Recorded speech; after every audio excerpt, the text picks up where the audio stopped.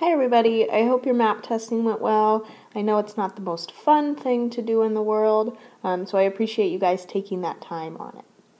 I just wanted to show you a quick video to review multiplying fractions. So let's start off with a pretty basic example of 1/2 times 3/4. A lot of people like multiplying fractions more than adding or subtracting them because you no longer need a common denominator. So again, there is no reason that we have to change this 1/2 into fourths. We no longer need to do that. With multiplying fractions, you actually multiply straight across your numerators and your denominators. So my new numerator for my answer would come from 1 times 3, and my denominator would come from 2 times 4. So the answer to 1/2 times 3/4 would be 3/8. Remember to always check if you can simplify, but in the case of 3/8, we can't. So we are finished there. Let's example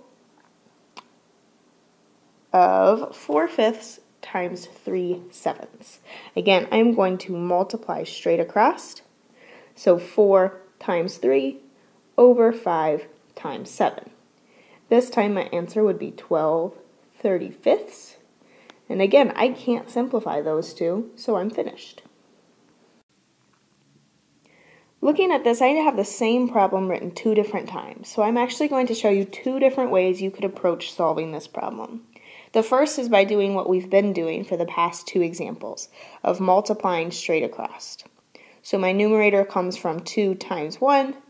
My denominator comes from 5 times 6, which would make my answer 2/30.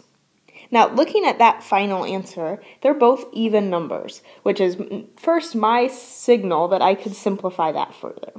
So I could divide by 2, and I get my final answer of 1/15, which I can't simplify any further. Now the other way to do it, instead of having to simplify here at the end, is to actually simplify before you even start to solve it. When you do it that way, the key thing to remember is that you can only simplify numbers that are on the top and the bottom. You can't simplify numbers that are across from each other, so like both on the top or both on the bottom. So if I'm looking at my fractions, I see a 2 and a 6.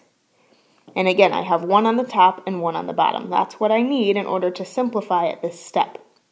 So what I could do, again, I see they're both even, so divide each of these by 2, which would make that a 1, and 6 divided by 2 would make that a 3. So my new problem essentially would be 1/5 times 1/3.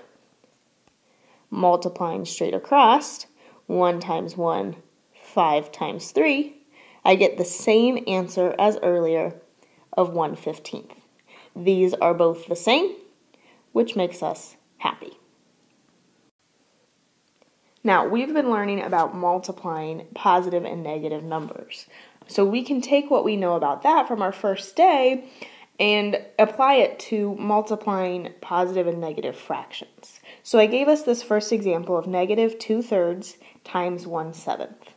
Let's just review our multiplying integers rules down here. Remember, a positive times a positive gives you a positive answer. A negative times a negative gives you a positive answer. Both of these, remember, if they are the same sign, your answer is going to be positive. So both positive or both negative. The other examples for that would be a positive times a negative, which gives you a negative, and a negative times a positive, which gives you a negative. Remember, different signs lead to a negative answer. So let's look at what we have up here. We're going to set up first by multiplying straight across. So I'm going to do -2 times 1 and 3 times 7. -2 times 1 is the case of a negative times a positive, so my answer is going to be -2. 3 times 7, those are both positive, so my answer is going to be positive 21, which leads to -2/21. I can't simplify that any further, so that is my final answer. Let's look at some other examples of multiplying positive and negative fractions. Up at the top, our first example is -3/4 times -1/5. So I multiply straight across. This time I'm doing -3 times -1 over 4 times 5. Now a negative times a negative, remember, gives me a positive answer. So I'm going to do 3 times 1, positive 3, over 4 times 5, which is 20. And positive 3/20 is my final answer. Looking at this next example, before I get started, I'm actually going to simplify at the beginning. Again, you do not have to do it this way, so if you would rather multiply straight across now and simplify later, you can. But I see a 4 here and an 8 here. Again, they're on the top and the bottom, not directly across from each other, so I'm good to simplify it now. 4 and 8 are both divisible by 4. So 4 divided by 4 gives me 1. 8 divided by 4 gives me 2. So when I go to rewrite this, I need to keep that negative. So I have -1 over 7 times 3 over 2 after I have simplified. And now I'm good to start multiplying straight across. So -1 times 3 over 7 times 2. I have a negative times a positive. Again, that's going to give me a -3.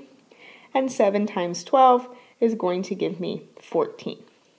Again, if you didn't simplify at the beginning like I did, your final answer would have been -12 over 56, which then you would just need to simplify at the end and make sure that you get -3 over 14. Now that you've seen a couple of examples, both with positives and then also with negatives and positives, now it's your turn to practice this. So I have passed out a worksheet after your map test. Feel free to look over this video a couple times, or if there's certain examples that you want to look back to while you're working on it. And then next class we will begin by checking over that work. So let me know if you have any questions. Feel free to come see me in Extended Core, and good luck.